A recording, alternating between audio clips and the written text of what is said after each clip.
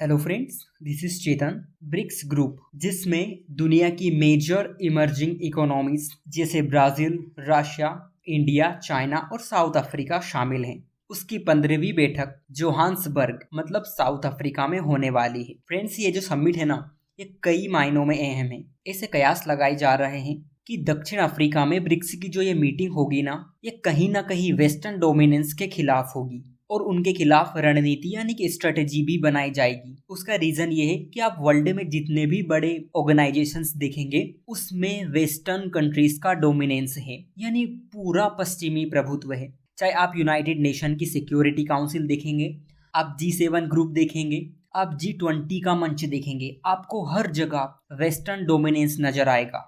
इस समिट की इंपोर्टेंस की बात करें तो कोविड पेंडेमिक के बाद ये पहली बार ऐसा हो रहा है कि ब्रिक्स के लीडर्स फिर से पर्सन टू पर्सन मिल पाएंगे, क्योंकि पेंडेमिक के चलते इसकी मीटिंग वर्चुअली हो रही थी। बट फाइनली ये डिसाइड किया गया कि नहीं, अब पर्सन टू पर्सन मिलना ही ठीक होगा। नाउ समझेंगे कि किन किन मुद्दों पर ब्रिक्स 2023 की समिट में बात होने वाली है। साथ में ये भी समझेंगे कि उनके मायने क्या होंगे। जैसा कि आप जानते हैं कि साउथ अफ्रीका ब्रिक्स की समिट को होस्ट कर रहा है और ब्रिक्स की ये समिट 22 अगस्त से 24 अगस्त तक चलेगी। अगर आप इसकी सिटी देखेंगे तो ये जोहान्सबर्ग की सैंडटन कन्वेंशन सेंटर में रखी जाएगी। इस समिट की सबसे अजीब बात यह है कि इसमें रशिया के प्रेसिडेंट व्लादिमीर पुतिन भाग नहीं लेंगे। उसका रीजन मैं पिछले वीडियो में भी बता चुका हूँ, क्योंकि उनके खिलाफ इंटरनेशनल क्रिमिनल कोर्ट ने अरेस्ट वारंट जारी किया। रीजन आप सभी जानते हैं कि यूक्रेन में किस तरह वार छिड़ गई है। लेकिन इससे भी बड़ी बात यह है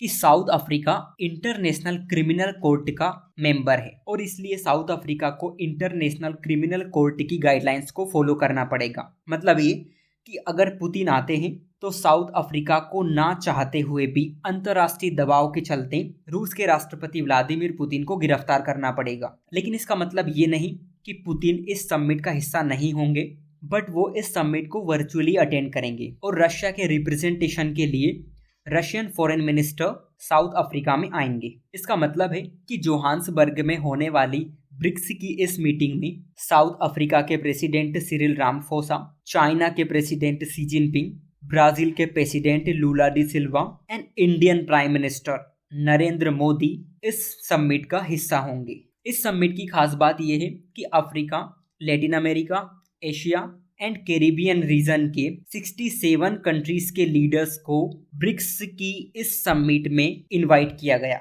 क्यों किया गया, इसको भी हम जानने का प्रयास करेंगे। इसी के साथ 20 dignitaries including the secretary general of United Nations, chairperson of the African Union Commission and the president of New Development Bank have also been invited. But हमारे लिए काम की बात यह है कि ये जो मीटिंग रखी गई है, ये जो समिट हो रही है, इसमें कौन कौन से मेजर इश्यूज को डिस्कस किया जाएगा और उनकी क्या इंपोर्टेंस होगी, आइए समझते हैं। नाउ सबसे बर्निंग इशू इसमें ब्रिक्स के एक्सपेंशन को लेकर है कि ऐसा माना जा रहा है कि इस बार ब्रिक्स के सदस्यों का विस्तार किया जाएगा। अभी तो सिर्फ 5 कंट्री है, आपको पता है कौन कौन सी है, यानी Brazil, Russia, India, China and south Africa. लेकिन आप जानकर हैरान रह जाएंगे कि लगभग 40 से 50 कंट्री ने, जिसमें Saudi Arabia, Iran, United Arab Emirates, Argentina, Indonesia, Egypt, Ethiopia, इन सभी ने ये इच्छा जाहिर की है कि हमें भी ब्रिक्स का पार्ट बनना है। लेकिन सवाल उठता है कि क्या ब्रिक्स का एक्सपेंशन हो सकता है?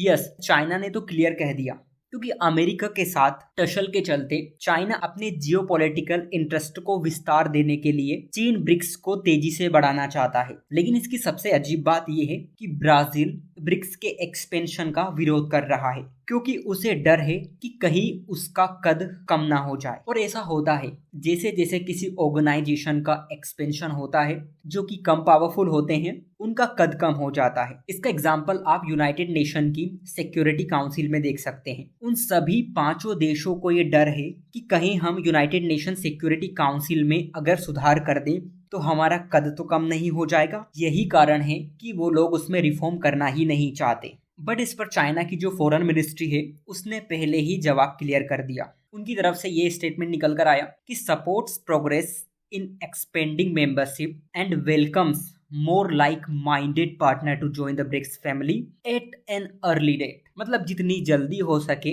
उन सभी कंट्री का स्वागत है जो ब्रिक्स को ज्वाइन करना चाहते हैं। ना उसके एक्सपेंशन पर रशिया का क्या पॉइंट ऑफ व्यू है? फ्रेंड्स, जिस तरह वर्ल्ड में जियोपॉलिटिकल सिचुएशंस बदल रही हैं, उसके हिसाब से रशिया को और भी फ्रेंड्स नेशन की नीड है, क्योंकि यूक्रेन वार के ऊपर रशिया का डिप्लोमेटिक आइसोलेशन हो चुका है, उसके ऊपर बहुत सारे रेस्ट्रिक्शंस लग चुके हैं, और ऐसे में इसलिए अगर ब्रिक्स की फैमिली बढ़ती है तो रूस को इससे डायरेक्ट फायदा मिलेगा, स्पेशली अफ्रीकन स्टेट्स से। सेकंड इश्यू ब्रिक्स बैंक के ऊपर होगा, और ये डिस्कशन एक गेम चेंजर साबित हो सकता है, क्योंकि ये इसमें डिस्कस करने वाले हैं कि how to boost local currency fund raising and lending within the New Development Bank. जो न्यू डेवलपमेंट बैंक है वो ब्रिक्स का ही बैंक है। इसका मतलब ये है कि इस समिट में ये डिस्कस किया जा सकता है कि हम डॉलर को छोड़कर लोकल करेंसीज का फंड रेजिंग और लेंडिंग के लिए कैसे यूज कर सकते हैं, क्योंकि local currency foreign exchange fluctuations के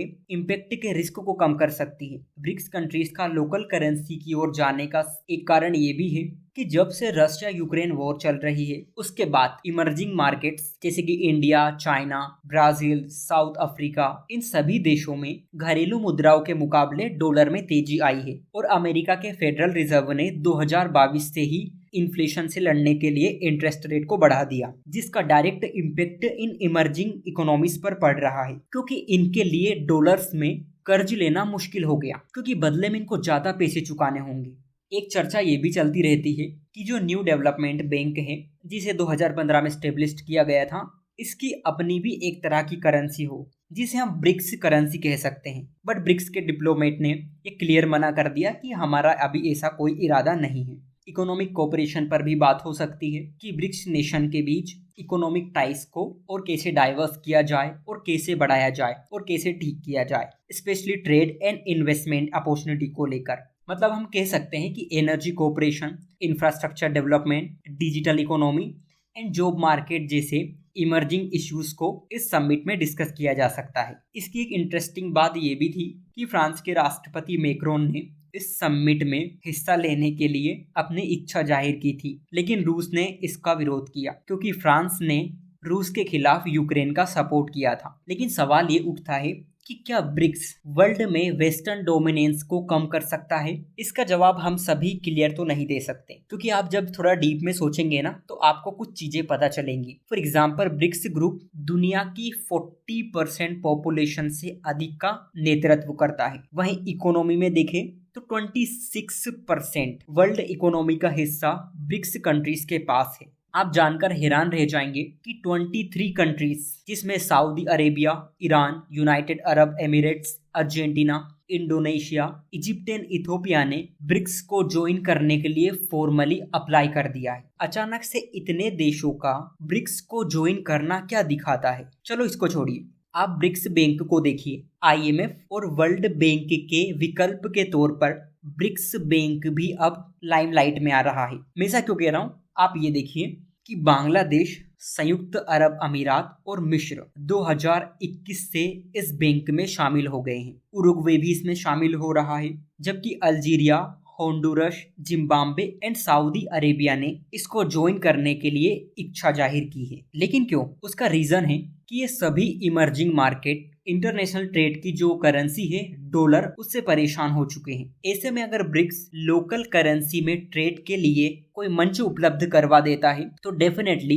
ये डी डॉलराइजेशन के डायरेक्शन में एक बड़ा कदम साबित हो सकता है। और रशिया यूक्रेन के बाद ऐसा होने भी लगा है कि ज्यादातर देश अब इस बात पर जोर दे रहे हैं कि कैसे बायलेटरल ट्रेड्स और मल्टीलेटरल ट्रेड्स को लोकल करेंसी में किया जाए, और ब्रिक्स के पास ये क्षमता है। नंबर 3, क्लाइमेट चेंज को लेकर ब्रिक्स के सभी देश ग्लोबल वार्मिंग के लिए अमीर देशों यानी वेस्टर्न वर्ल्ड को दोषी ठहराते हैं। वो चाहते हैं कि दुनिया की एनर्जी सप्लाई को डिकार्बोनाइज करने के लिए वेस्टर्न कंट्रीज ज्यादा बोझ उठाए। चाहे इंडिया हो, चाइना हो, ये सभी देश वेस्टर्न कंट्री से ये कहते हैं कि अभी जो क्लाइमेट चेंज हो रहा है, अभी जो ग्लोबल वार्मिंग बढ़ रही है, इन घटनाओं के लिए अमीर देश ही जिम्मेदार है और उनको ही ये रिस्पॉन्सिबिलिटी उठानी चाहिए।